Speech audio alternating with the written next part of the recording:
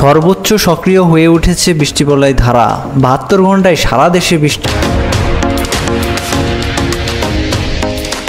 বৃষ্টিবলয় ধারার প্রবল সক্রিয়তায় দেশের দক্ষিণাঞ্চলের অধিকাংশ এলাকায় হয়েছে ব্যাপক বৃষ্টিপাত। এই সক্রিয়তা ক্রমান্বয়ে দেশের অন্যত্র বিস্তার লাভ করছে।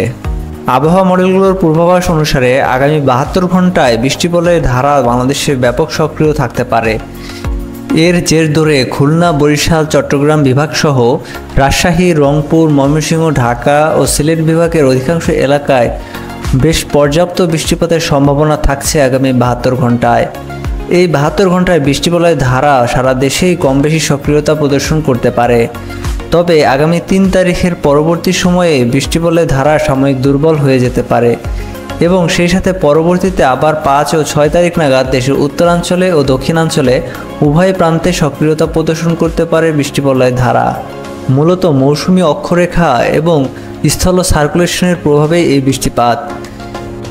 আগামী ৬-৭ তারিখ নাগাদ আরও একটি নতুন স্থল সার্কুলেশন এবং মৌসুমি অক্ষরেখার প্রভাবে দেশের দক্ষিণাঞ্চলে ব্যাপক বৃষ্টিপাতের সম্ভাবনা দেখা যাচ্ছে।